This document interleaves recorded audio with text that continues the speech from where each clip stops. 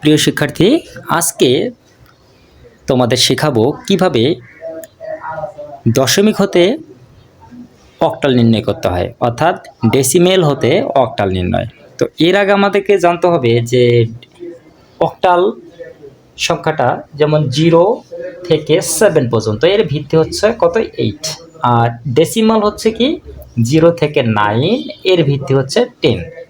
তাহলে আমরা এখন চলে আসতে পারি যে কিভাবে আমরা দশমিক থেকে অক্টাল করতে পারি। তো আমরা একটা সংখ্যা নেই, পূর্ণ সংখ্যা যে 47, এটা আমাদের আছে ডেসিমালে, অর্থাৎ ডেসিমেল বা দশমিকে আছে। এখান থেকে আমরা কি করব, অক্টাল নির্ণয় করব। তাহলে বিষয়টা হচ্ছে এটি একটি পূর্ণ সংখ্যা। তাহলে এই পূর্ণ সংখ্যাকে যদি আমরা অক্টাল করতে চাই তাহলে আমাকে 8 দ্বারা ভাগ দিতে হবে। তো আমরা এখানে লিখতে পারি পূর্ণ সংখ্যার ক্ষেত্রে, পূর্ণ সংখ্যার ক্ষেত্রে, অথবা আমরা লিখতে পারি ইন্টিজার। তাহলে এইখানে এই 47কে আমরা 8 দ্বারা কি করব, ভাগ করব। তাহলে ৫ 40, আমার এখানে আছে 47। তাহলে আমাদের দেখো 47 জন্য কত দরকার, 7। আবার এখানে আসি, 8 দ্বারা 5কে ভাগ দেওয়া যায় না, আর তাহলে আমাদের এখানে 0 আর এই 5টা চলে আসবে কোথায়, এখানে। তো আমরা যদি এখন অ্যান্সার করতে যাই তাহলে আমাদের অ্যান্সারটা এমন হয় যে ওপরে আমাদের দিতে হবে এলএসডি, নিচে দিতে হবে আমাদের এমএসডি, অর্থাৎ তাহলে অ্যান্সারটা যদি আমরা সাজাই তাহলে 5 7 8। এখানে একটা জিনিস মাথায় রাখতে হবে, এল বলতে লাস্ট, এস বলতে সিগনিফিক্যান্ট, ডি বলতে ডিজিট, অর্থাৎ লাস্ট সিগনিফিক্যান্ট ডিজিট আর হচ্ছে মোস্ট সিগনিফিক্যান্ট ডিজিট। আবার আমরা যদি ভগ্নাংশের ক্ষেত্রে নির্ণয় করতে চাই, যে ধরো 0.49 এটা ডেসিমালে আছে, ইকুয়াল আমাদের কি করতে হবে, অক্টাল করতে হবে। তো আমরা পূর্ণ সংখ্যার ক্ষেত্রে যে কাজটা করছি, ভাগ করছি, কিন্তু ভগ্নাংশের ক্ষেত্রে আমাদেরকে কি করতে হবে, গুণন করতে হবে। তো সেক্ষেত্রে আমরা এখানে লিখতে পারি ভগ্নাংশের ক্ষেত্রে, ভগ্নাংশের ক্ষেত্রে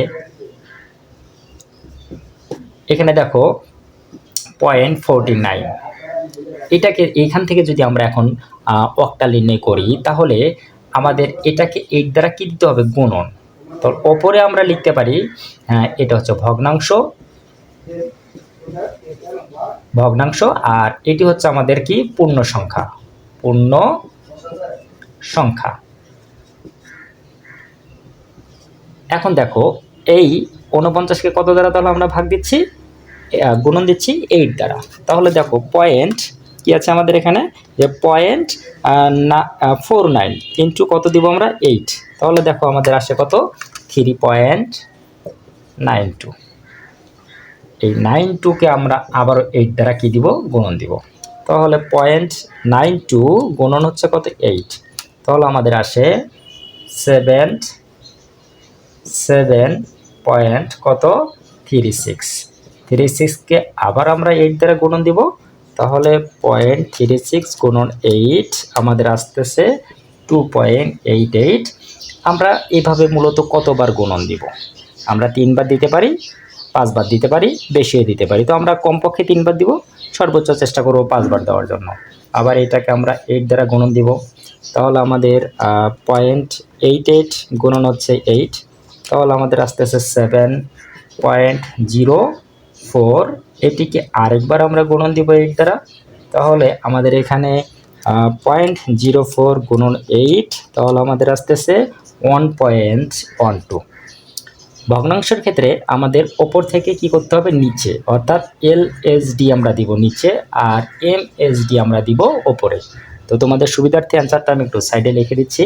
তাহলে আমাকে ওপর থেকে কি করতে হবে, নিচে অ্যান্সারটা দিতে হবে। 0.3721, যেহেতু আমাদের অঙ্কটি এখানে শেষ হয়নি তাহলে আমরা এখানে অবশ্যই ডট ডট ব্যবহার করে ব্র্যাকেট কি দিয়ে দিব, 8।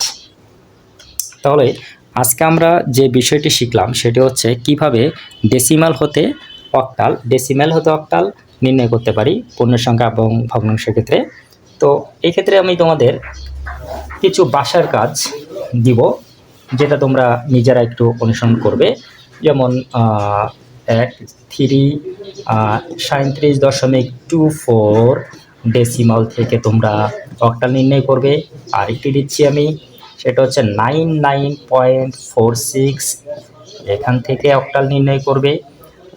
এরপর আরেকটি দিচ্ছি, সেটা হচ্ছে 4948.26 ডেসিমাল থেকে তোমরা কি করবে, অক্টালে প্রকাশ করবে।